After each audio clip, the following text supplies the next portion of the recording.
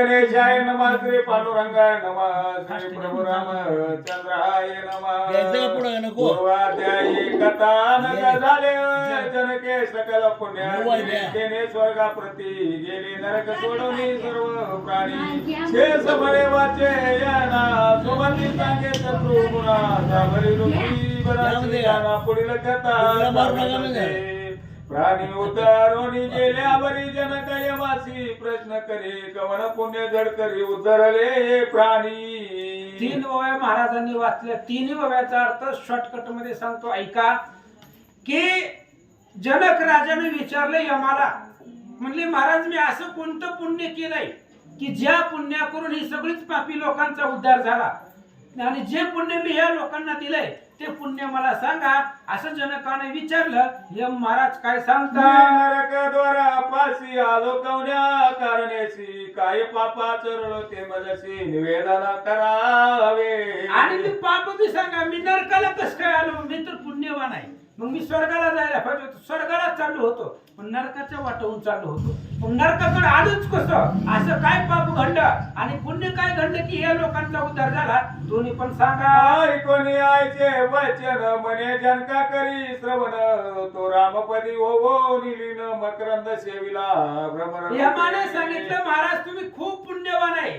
स्वयरा वरिष्ठ श्रीराम जनकाचे भाग्य वरिष्ठ स्वयरा श्रेष्ठ श्रीराम हा तुमचा जावई राम आहे. त्याच्यामुळे तुम्ही खूप पुण्य केलेलं आहे असं सांगतात. तुझी कीर्ती असे अपार जैसे निर्मळ भागीरथी निर पापमळ ध्वनी सत्वर मुक्त करी दुष्ट जना. अहो तुमचं कीर्ती तुमचं आचरण निर्मळ आहे. जगाचं पाप धुण्याचं सामर्थ्य तुमच्याकडे आहे. तुम्ही पापी नाहीत असं यम सांगतात. तू केवळ पुण्य राशी परिलेस मात्र पाप घडले तुझशी म्हणून नरक द्वारा पाशी प्राप्त झाला श्री राजेंद्र. अहो तुम्ही पुण्याची मूर्ती आहेत पण लेश मात्र किंचित पाप घडले तुमच्याकडून आणि त्या किंचित पापावरूनच तुम्हाला नरकापासून जावं लागलं. यम सांगू काय मनसी तरी करीतो कथन तुझशी धेनु चरता वनासी तो अतियसी हा करिले. आणि ते किंचित जर पाप काय असेल की ज्या पापाने मला नरकाच्या वाटेला तुला यावं लागलं. यमानं सांगितलं एक गाय चरत होती रानामध्ये वनामध्ये आणि चरत असणाऱ्या गायीला तुम्ही हाकलून लावलं तेवढंच पाप तुमच्याकडून घडलं आणि त्याच मार्गाने तुम्हाला नरकाला यावं लागलं असं यम सांगतात. येते यावया कारण यावा चोरी नसे अंध तू आचरणासी भाऊ पुण्य म्हणून प्राणी उतरले. आणि एवढं पाप होतं म्हणून तुम्ही नरकाला आला. उग नरकाहून चालला. तुम्ही काही नरकामध्ये राहणार नव्हता. नरकाच्या मार्गाने स्वर्गाला जाणार होता. पण हे सगळं तुम्ही आयुष्यभर पुण्य केलं म्हणून या लोकांचा उद्धार झाला. निराया जाई स्वर्गाला गोणी तो जायचे पुण्य प्राणी जन्मनी उपकार करी. आता महाराज विमानामध्ये बसायचं आणि स्वर्गाला जावा. तुमच्यासारखे पुण्यवान पुरुष या जगतामध्ये कमी आहेत. यम महाराज प्राणी मात्र दुखे करून जे जे पीडा पावले जाण तयाची करावी सोडवण याची कर्म योग्य असे. एकच कर्म आहे. जे जे पापी लोक आहेत अधपतनाला जाणारे लोक आहेत त्यांचा उद्धार तुमच्यामुळे झाला. तुम्ही करतात. यम महाराज सांगतात. सती जे का भगवत भक्त विवेक वैराग्य साधने विरक्त ते पराचे इच्छित हित आपले अनहित होय जरी. अरे जे काय साधू संत भक्त मंडळी असतात स्वतःचे कितीही नुकसान होऊ द्या वाटलं होऊ द्या पण दुसऱ्याचं चांगलं झालेलं ज्याला बघवतो तोच महात्मा संत. जशी तू एक सकळ कल्याण दायक तरी आता स्वर्ग सुख चिरकाळ भोगसी. तशा पद्धतीने तुम्ही एक सात्विक आहात संत आहात. दुसऱ्याचं दुःख बघितल्यावर तुम्हाला त्रास होतो. स्वर्गामध्ये जावा आनंदाने राहावा. आयुष्य ऐकोनी धर्म भाषण जनके केले साष्टांग नमन अप्सरा देखा सोबत विमान तया माझी बैसला. अशा यमाने सांगितलं बरोबर जनक राजाने नमस्कार केला, विमानामध्ये बसला. सावण्या स्वर्ग भुवनी जनक राहिला तये स्थानी, सर्व काळ आनंद भोगोनी अंती मुक्ती ते पावला. जनक राजा स्वर्गाला गेला, स्वर्गातले सगळे सुख ऐश्वर्य भोगले आणि पुन्हा मुक्ती पावला. जाबाली मनसी रायासी कारणे वर्णिले कथा नकासी, जनके वारीती गायीसी यमद्वारी येणे लागले. जाबाली ऋषी ते असणाऱ्या ऋतुंबर राजाला ही कथा सांगते की गायीची पूजा कर, तुझ्या पोटाला चांगल्या संतती होईल. आणि गाय चरत असताना जनकानं हाकलली म्हणून त्याला नरकाच्या रस्त्याने जावं लागलं. एवढं पुण्यवान गोसेवनेमध्ये आहे म्हणून गायची भक्ती करी गोपूजने महात्मा पुण्य, हे जाणिले सत्य वचन, तुझ पुत्र प्राप्ती लागून उत्तम साधन हे असे. हेच उत्तम साधन आहे. गायीच्या पोटात 33 कोटी देवांचं वास्तव्य आहे. गायची पूजा कर, धार्मिक मुलगा पोटाला येईल. ऋषीचे वचन आनंदे रायाचे मन, म्हणे करीतो गोपूजन तरी विधान मज सांगावे. त्याने सांगितलं गायची पूजा तुमच्या सांगण्यावरून सांगतो करतो, पण कशी करायची सांगा. मोनी म्हणे राजा ऐके, विधान तुझं सांगतो निके, प्रातकाळी उठून हरिके देनो द्यावी अरण्यात. गायची पूजा सेवा कशी करायची विधान सांगतो. त्याचं सकाळ सकाळ गायला चारा खाण्यासाठी वनात घेऊन जायचं. ते असेल उत्तम तृण, ते चरवावी ती लागून, रक्षक असावे आपण असतो मानव पर्यंत. गायला वनामध्ये घेऊन जायचं, जिथं चांगला चारा आहे, गवत आहे, त्या ठिकाणी न्यायचं. गायचं रक्षण स्वतः करायचं, संध्याकाळपर्यंत गायला चारायचं. असं सेवा कर. ती बैसेला सुखे करून तेव्हा बैसावे आपण, ती करील उदक पान तेव्हा आपण करावे. गाय जेव्हा बसेल तिचं पोट भरेल तेव्हा आपण बसायचं. गाय जेव्हा पाणी पिल तेव्हाच तू प्यायचं असं सांगतात. चढता असता पर्वताची आपण वारावे तीशी, सोयीचे फिरता दृष्टीशी अवलोकित असावे. गायला जिथं जायची तिथं जाऊ दे, पर्वतावर जाऊ दे, कुठे रानामाळा जायचे तिथं जाऊ दे, फक्त तिच्या पाठीमाग फिर. तीशी अवचारावे, गोमयी पडती जे शोभावे, ते आपण सदा बक्षावे, आचार रीती सेवा करावी. आणि गायचं गोमूत्र त्या ठिकाणी तू रोज सेवन करत जाते. गोमूत्र सुद्धा खूप पुण्यवान आहे. लोकांना पाप संपवण्याची ताकद त्या असणाऱ्या गोमूत्रामध्ये आहे असं सांगतात. तेचे अंग खाजविता परानंद वाटे, चेता पोटे उपजोनिया ममता ताटेल अंग पै तुझे. गायचं जर अंगावरनं हात फिरवला, तिचं अंग खाजवलं तर गायीला आनंद वाटतो. मग गाय आपल्या लेकरासारखं त्या असणाऱ्या व्यक्तीला चापते आणि प्रेम उत्पन्न करते असं सांगतात. शिकादी दंकती अंगासी, ते वारावे पल्लवेसी, घालून यात्रण सेजेसी सेवे तत्पर असावे. गायची सेवा कर. गायच्या अंगावर जर माश्या वगैरे बसल्या असतील तर त्यांना बाजूला कर असं सांगतात. ती निजलिया आपण मग करावे छडक शयन, आशे करिता बहुत पुण्य असे जाण राज. गाय जर झोपली तर झोपल्यानंतर तू झोपायचं. गाय सगळे कार्य व्यवस्थित करताना तिचा सांभाळ करायचा. एवढं जर केलं तर खूप पुण्य आहे. जाबाली ऋषी सांगतात. या परी करिता गो पूजन प्राप्त होईल पुत्र रत्न, विष्णू भक्ती करून या पावन करील वंश आपोला. अशा पद्धतीने गायची पूजा जर केली तर तुझ्या असणाऱ्या पोटाला विष्णू भक्त येईल. जाबाली ऋषी सांगतात. ऐकत आयशा वचनाशी राजानंदाला मानसी, जाबाली ऋषी स्वस्थानाशी जाते झाले ते देवा. अशा प्रकारे जाबाली ऋषींनी सांगितलं. राजानं ऐकलं, राजाला आनंद वाटला. ऋषी आपापल्या स्वस्थानाला गेले. मग राय गोपूजन चालविले ऋषी आज्ञे प्रमाण, ऐसे होता बहुत दिन वडवले कर्म तयाचे. मग एक दिवस सगळे असणाऱ्या गायची सेवा राजा यथोक्त करत होता. गायची पूजा ऋषीच्या हातामधून यज्ञ याग करत होता. पण एक दिवस काय झालं. एके दिनी अरण्यात राजा गायीशी चारित, अरण्य शोभे अवलोकित तव गाय दोरावली. एक दिवस राजाचं कर्म दुर्धर कर्म ओढवलं. गाई रानामध्ये चरायला घेऊन जात होता. पण काही कारणानिमित्त गाय त्या राजापासून दूर गेली आणि दूर गेल्यावर ही थकिया माझी गुहेतून एक सिंहाला धावून त्याने धरले गाई लागून ती आंबरडा फोडी तसे आणि राजापासून गाय खूप अंतरावर गेली आणि गुहेमधून जंगलामधून सिंह आला आणि त्या सिंहानं गायीला पकडलं. त्यावेळेस गाय हंबरडा फोडून रावते ते आला तवशी तेचा कंठ फोडिला ऐसे पावनिया गाईवरला रुदन करी आक्रोशे. गायीचा हंबरडा ऐकल्याबरोबर राजा धावत आला, पण तेवढ्या वेळामध्ये ज्या गाय त्याचा कंठ होता तो सिंहानं फोडलेला होता, त्यामुळे राजाला दुःख झालं. प्राण घेतला माझा प्राण मारिले दिन गाई लागून आता कैसे पुत्र रत्न व्रत भंग हा झाला. राजा दुःख करू लागला, रडू लागला. ह्या गायीच्या जागेवर मला मारायला पाहिजे होतं या सिंहानं, पण नि अपराध गाय आहे, निष्पाप गाय आहे.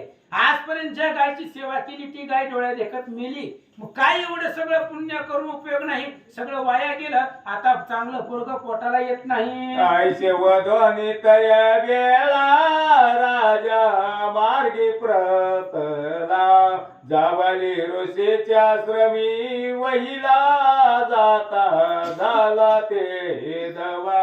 मग राजा असणारा तिथून महागारी आला आणि राहू दे थोडं राहिले आणि महागारी आल्याबरोबर पुन्हा असणारे जाबाली ऋषीच्या आश्रमात गेला. मोक झाले असे मलान ऐसे दे कोणी तपोधन म्हणे राया तुझ लागून काय दुःख झाले. आणि जाबाली ऋषीच्या आश्रमामध्ये गेल्याबरोबर राजाचा चेहरा उतरलेला होता. ऋषीने पाहिलं, काय दुःख आहे सांगा. राजा म्हणे ऋषी वर्या गेलो गायीची चारावया ते एक यवनिया घेतला प्राण तेचा. आणि ऋषीने राजाने सांगितलं, महाराज तुम्ही सांगितल्या पद्धतीने गायीला घेऊन वनामध्ये गेलो, चारत होतो, पण सिंह आला आणि गायीला मारलं. बंगले माझे मावळत पाप घडले जी अद्भुत आता कैसे होईल गत पाप निष्कृती होय केली. महाराज माझं व्रत भंगलं, गायीची सेवा करायची सोडून गायीची हत्या माझ्याकडून घडली. जर वनात नसती आली तर मिलीच नसती गाय. त्याच्यामुळं आता मी महानरकाला जाणार आहे, पाप संपेल असा एक पर्याय सांगा. ऋषी म्हणती तया लागोन ब्रह्मवद सुरपान ऐशी अप्रयची ते जाण कच चंद्रायनादी असती. ऋषीने सांगितलं, ब्रह्मवत झाल्यानंतर ना मद्यपान केल्यानंतर ना त्यांना त्या ठिकाणी प्रायश्चित्त आहे. ऐका, अनिदाने व्रते बहुत असती तयाचे निवारणार्थ परी समजोनी गोवध करीत आणि करी भगवत निंदा. ऋषीने सांगितलं सगळ्याच पापाला प्रायश्चित्त आहे, पण दोन पापाला प्रायश्चित्त नाही. एक गायची हत्या करणं आणि भगवंताची निंदा करणं या पापाला प्रायश्चित्त नाही. आईशी या पापा लागून प्रायचित नसे जाण गोवध करावा ऐसे मन जरी चिंतील कवनाचे. अरे गायीचा वध करण्याची जरी मनामध्ये विचार आला तरी त्या पापाला प्रायश्चित्त नाही, शास्त्रात सांगतात. तरी कल्पपर्यंत तो प्राणी नरकिया पडत कैसेची विष्णू निंदक भोजित भो काल नरकची. गायीचा वध करणारी लोक नरकाला जातात, भगवान विष्णूची निंदा करणारी लोक नरकाला जातात, असं जाबाली ऋषी गाई आणि देवासी जे निंदिती पाप राशी न पावे तया वदनासी प्राणांत ही आलिया. गायीचे वध करणारे आणि भगवंताची निंदा करणारे त्यांचा प्राण गेला तरी तोंड बघू नये असं महाराज सांगतात. गोवध घडला न जाणून तरी प्रायचित्ताचे जाण परिणाम उपासक जो भक्त पूर्ण तो तुझ लागी निवेदिल. आणि म्हणून गायीचं त्या ठिकाणी असणार जाणून बुजून नाही, चुकून वध झाला असेल, घात्या घडली असेल तर त्याला एक उपाय आहे, तो राम भक्त सांगेल. कोण ऐसा कोण आहे मनसी तरी ऐके सांगतो तुझसी ऋतुपर्ण नाम राजा हरणीसी राम नामी रताशे. आणि असा राम भक्त कोण आहे जर तुझ्या मनामध्ये आले तर ऋतुपर्ण नावाचा राजा आहे आणि तो राजा अयोध्येमधला होता आणि तो पुण्यवान आहे. जाबाली ऋषी सांगतात जवळी जाई त्वरित कतील उपाय समस्त क्रोधे निर्भयतील तुझ प्रत अंतरी करील दया.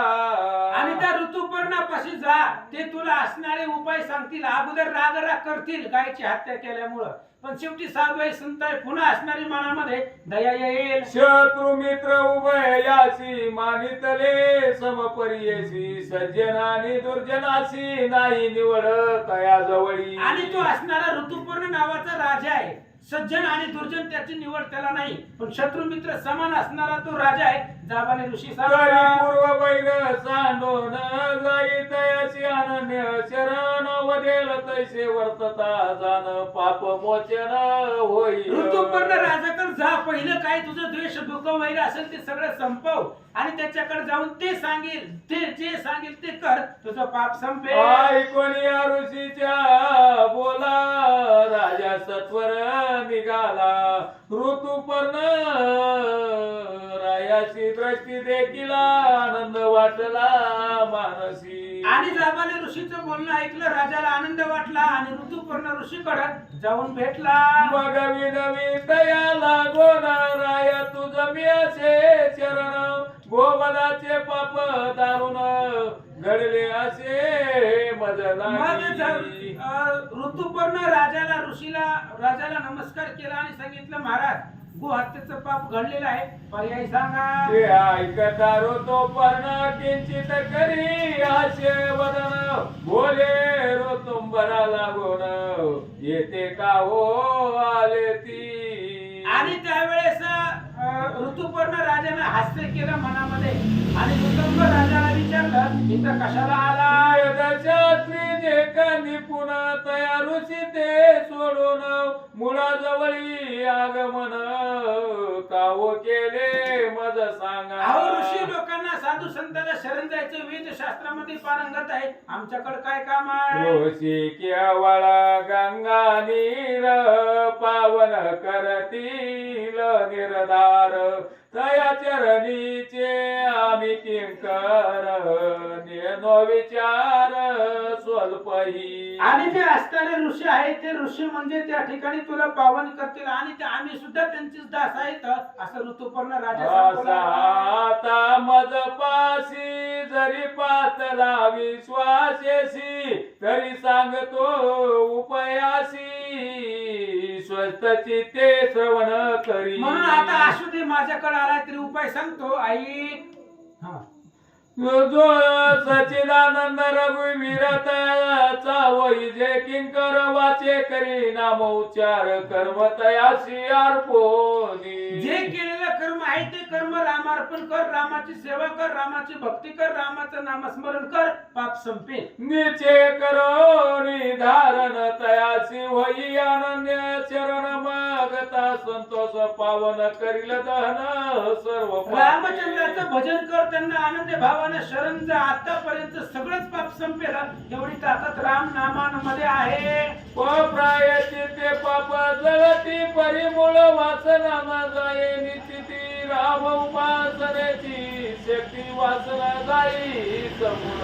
अरे प्रायश्चित्तानं पाप संपतात पण पाप करायची वासना संपत नाही. तसं राम नामानं पाप करण्याचा विचारच मनात येत नाही, म्हणून रामाचं भजन कर. अज्ञाने तुझ्या हस्ते करोण गोहत्या घडली जाण मुक्त होशील तये पाचोन सत्य वचन ये माझे वचन सत्यमान अज्ञानानं तुझ्याकडून गोहत्या घडलेले घडू दे. राम नाम स्मरण कर, पाप संपेल. जो अखिल ब्रह्म निर्मळ तया ते स्मरता सर्व काळ देह होईल पवित्र सकळ जाईल मळ पापाचा पापाचा मळ जाईल, वाणी शुद्ध होईल, मन अंतकरण बुद्धी अंतकरण चतुष्ट शुद्ध होईल. रामाचं भजन कर. शुद्धत्वाली या देहासी करी स्वर्ण धेनो प्रतिमेसी पूजा करोनी या ब्राह्मणासी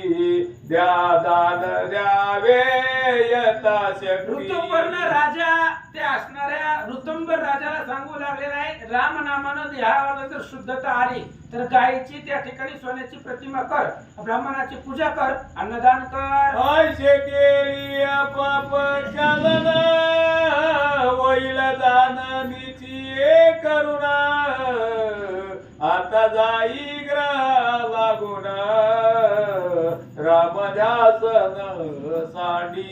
आणि असं जर तू केलं तर अंगामधलं पाप संपेल, शुद्धता निर्माण होईल, तुझी इच्छा पूर्ण होईल. म्हणून आता घरी जा आणि रामाचं भजन कर. तो पर्णाचे वचन ऐकोनी राजा निघाला ते तोनी राम नामी रतली उवानी सर्व काळ तयाची. ऋतुपर्ण राजाचं बोलणं ऐकलं आणि ऋतुंब राजा तिथून निघाला. राम नामामुळं त्याची वाणी शुद्ध झाले.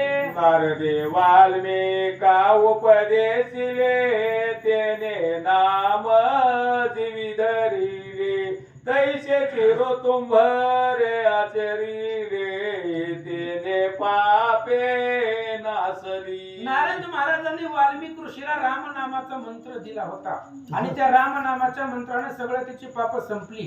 तसं या असणाऱ्या ऋतुंबर राजानं ऋतुपर्ण राजानं ऋतुंबर राजाला हे राम नामाचा मंत्र दिला, पाप संपवले. शुद्धताली देहाते मग करोनी स्वर्ण प्रतिमेते दिदले दान ब्राह्मणाते पुनरपी करी घोषी. राम नामानं देह शुद्धी झाली, अंतकरण शुद्ध झालं, मन पवित्र झालं, गायची प्रतिमा केली आणि ब्राह्मणाला दान केले. वना माझी धेनो चारितान होयचे नाही परता दिवे भावे सेवा करिता देनो झाली सो प्रसन्न. आणि पुन्हा दुसऱ्यांदा गायची सेवा करायला सुरुवात केली, पण या वेळेस गायीपासून एक क्षणभर सुद्धा दूर होत नव्हता आणि अशी गायची सेवा केल्याबरोबर गायी प्रसन्न झाले. मने राया काय कारण सेवा केली समज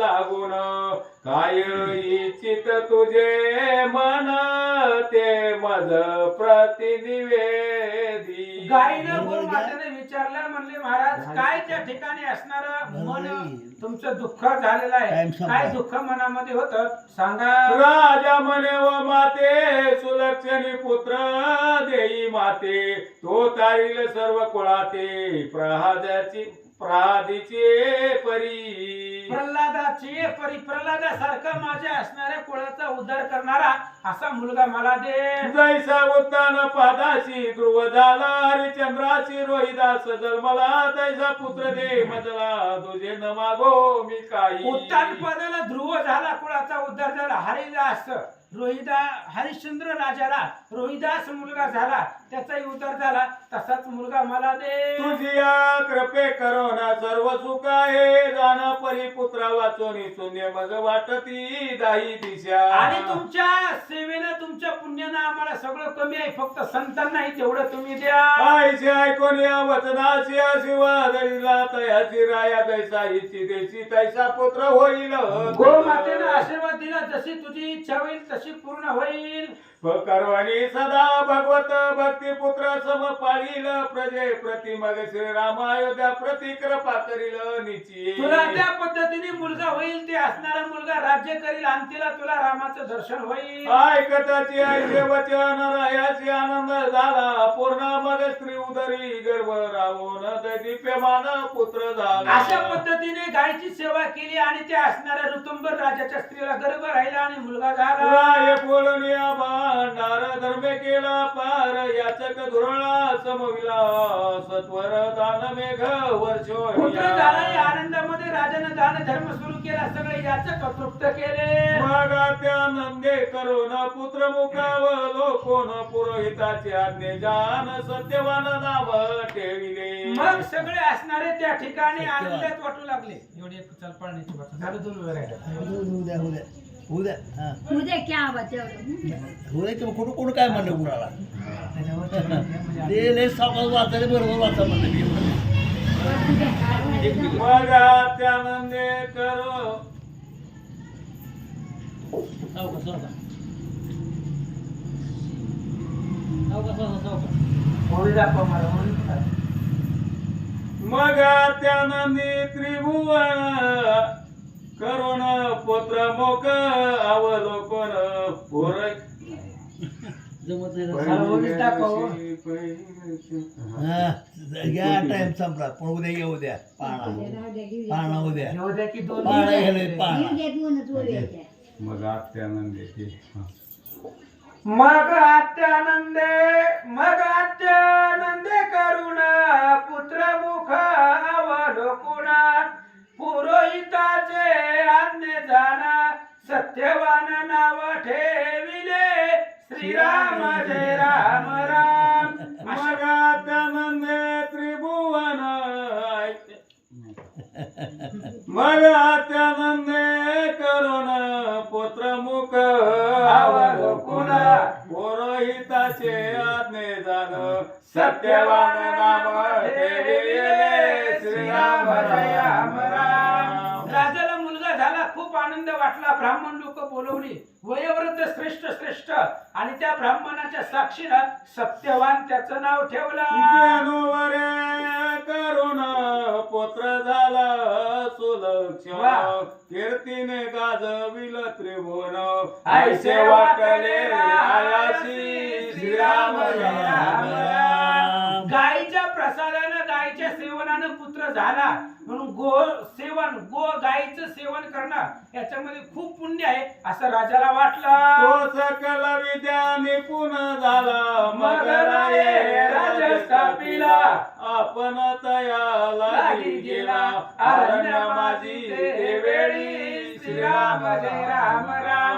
मुलगा सत्यवान झाला, त्या सत्यवानाला गादीवरती बसवलं आणि राजा तपाला अरण्यात गेला. भक्ती पुरस्सर केले राम ध्यान रामा वाचोनी नदीश्यान केले पावनी समाधान मुक्ती प्रती पावला. आणि भक्ती पुरस्कारानं रामचंद्राचं ध्यान केलं. रामाशिवाय काहीच दिसत नव्हतं, त्यामुळे अंतःकरणाला समाधान झालं आणि मुक्तीला पावला. आता पुढील अध्यायी कथना सुमती सांगेल शत्रुघ्नाला गुण श्रोते करिता श्रवण सकल पापे नासती. आता पुढच्या अध्यायामध्ये उर्वरित कथा सुमती शत्रुघ्नाला सांगणार आहे, ते तुम्ही ऐकल्याबरोबर सगळी पाप संपती. श्रीराम जो का सीतापती दयाची कथा जे ऐकती हे भवसागरी उना तरती वदे निश्चये दत्तदास. राम अश्वमेध ग्रंथाचे लेखक दत्तदास विष्णू बल्लाळ सांगतायत, रामचंद्राची कथा जे ऐकतात ते निश्चितच तरतात, त्यांचा उद्धार होतो, म्हणून ऐकत जावा. श्री पद्म पुराणे पाताल खंडे शेष वाचन संवादे रामा स्वमेधे धनु वर्णन नाम 31 गोडा. कुंडली गौर विठ्ठल श्री ज्ञाने